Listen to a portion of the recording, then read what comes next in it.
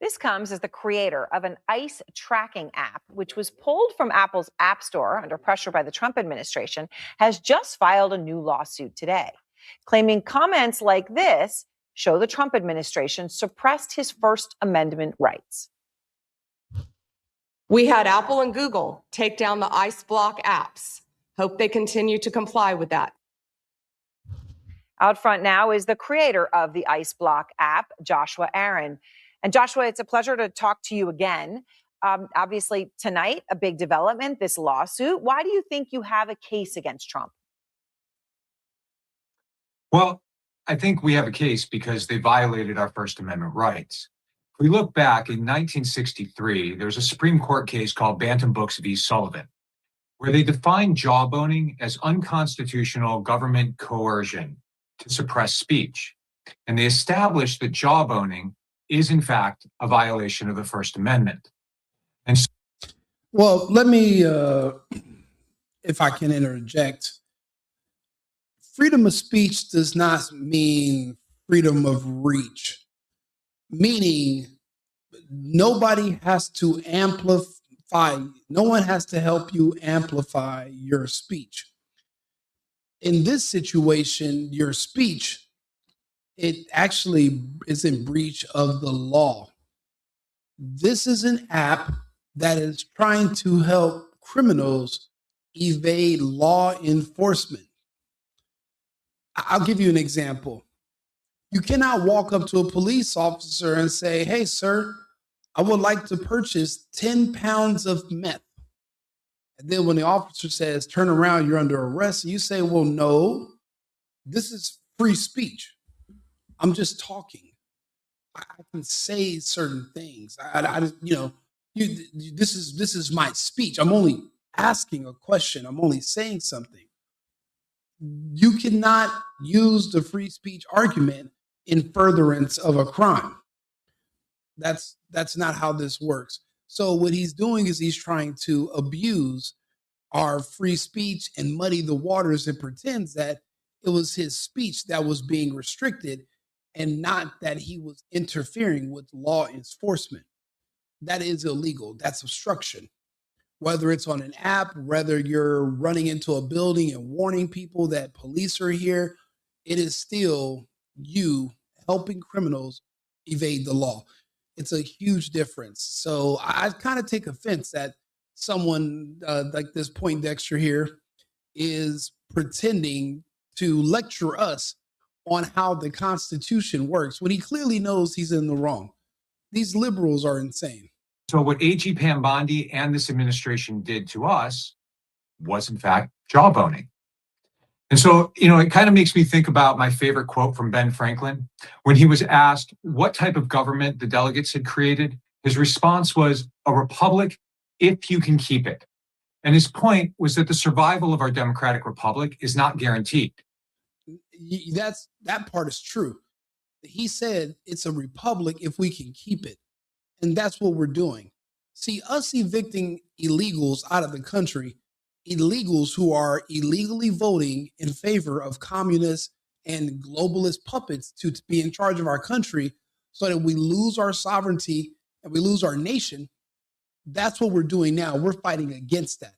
That's why these illegals have to leave, because they are voting, they are receiving benefits, they're draining our economy, and they're shifting our society. Remember, you bring in the third world, you become the third world. They're not assimilating to us, so we're going to have to assimilate to them. We lose our country. So we're doing what we can to shore things up. So it's insane to listen to someone pretend to be intelligent, but is lying to you and pretty much perverting the law to try to pretend that he's been unjustly silenced. That's insane. I'll be honest. I remember when the federal government under Biden shut down Parler. This isn't the first time an app's been removed, but they had no reason to shut down Parler. They were just saying that it was a bunch of right-wing people like myself that were talking to each other on there, and they wanted to shut us up. And this was in the days before Elon Musk bought Twitter. This was back when I got kicked off of Facebook. I got kicked off of Instagram. So this was in the old days. So this isn't the first time the government does intervene, but they have way more grounds to remove an app called ICEBlock than they did Parler. So let's just be real. In fact, quite the opposite. It requires an active and informed citizenry. And a lesson we should all take from that is that when we see our federal government or government in general doing something wrong, it's our duty as citizens to stand up and hold them accountable. And that's exactly what we're doing here. Okay, so our Outfront legal analyst, Ryan Goodman, was looking at your case, and he says, look, he thinks you've got a shot with this lawsuit at success. He did warn, though, and I just wanted to read what he wrote, Joshua. He said, a lot may turn on whether the DOJ can show that Apple removed the app based on the company's internal standards of safety. And basically, this is the argument that someone could see a post on the app about, oh, hey, ICE agents are here at this Target parking lot, for example, and that somebody could see that, be sitting, lurking on the app, and then come and target those ICE agents violently. How will you make the case that your app does not pose a risk to agents by this people notifying where they are? Well, I think it comes back to the same rhetoric that's been used since the inception of any kind of public law enforcement reporting in the digital platform. I believe it was Waze who did the first one with speed traps. And so the local, state, and federal officials, they used the exact same rhetoric. Somehow they figured if you could see a police officer doing a speed trap in public and you told somebody else about it, magically they were going to jump out of their car and start smashing the police car and attacking the police officer. Obviously, that's ridiculous. That doesn't happen. What do? They slow down and they avoid the conflict. That's what it was developed for. And in fact, in 3 different places in the app, it says, for informational purposes only, do not obstruct law enforcement. So this was never intended to be anything other than an informational tool that allowed people within a 5-mile radius of the reported sighting to decide for themselves whether or not they wanted to approach the area in which ICE was cited. And just to be clear, and correct me if I'm wrong, but that actually was a point. It's very important at this point that you had to be within a few miles, actually, your phone GPS location of where the ICE agents were to actually see the notification, and the notification would disappear after just a few hours. Correct?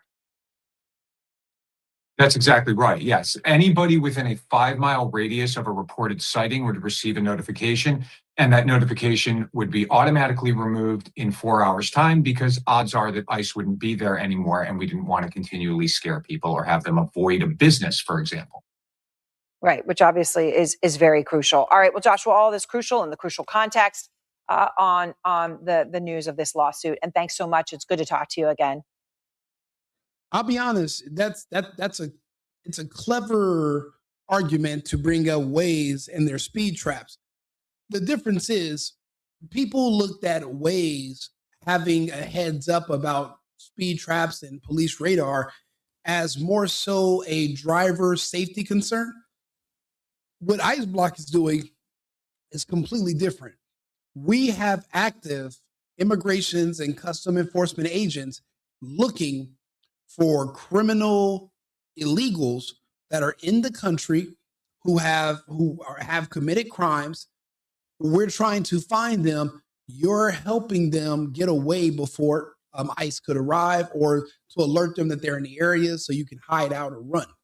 That's different than public safety. It's a completely different argument.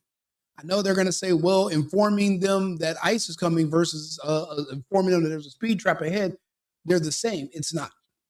But it's a clever argument and it's a good try. But it's a big difference. And also, no one's looking to jump out and attack police officers who are doing traffic enforcement. People aren't looking to dox police officers who are conducting speed traps, but they are actively looking to dox and attack ICE agents and their families because they do live in these communities that they service. Just like the National Guard, ICE agents are from the areas that they work in. Therefore, this does put them in harm's way. But also for you to want to prevent pedophiles, child rapists, drug dealers, drug traffickers, for you to want to prevent them from being arrested means you don't have the best interests of our country and our fellow Americans in mind. You don't have the needs of our children or what's better for public safety. You're only thinking about yourself, which I find problematic. Again, just because people speak English and are born in the United States doesn't mean they're Americans. Apparently, there's different types of Americans. You can be an American like me, or you can be an American like this guy, but you can't be both. So you're going to have to pick a side. I'm a patriot. I'm a conservative. I believe in protecting children. I believe in public safety. I live here. These people could care less about public safety. Most of them are gay. They don't have children. They're not married. They hate life. They're suicidal. So who would you rather listen to? A person who's suicidal with nothing to lose? Do you think they're going to have the best interest for you and your family in mind? Do you think they care about your tomorrow? I don't. So his argument that this is a free speech violation is null and void. It's bullshit. It will be thrown out. But you know what? If a lawyer is going to take his case and waste his money, go for it. Go for it. There's lawyers that you can sue a ham sandwich. Doesn't mean you're going to win. So let him try to go up against Trump. It's his money. Go for it. But no, this is not a free speech violation. This is a using technology to obstruct law enforcement violation. So do me a favor, like and subscribe, share the video. I'll be back in about 20 minutes with another episode. And remember, America first, America only.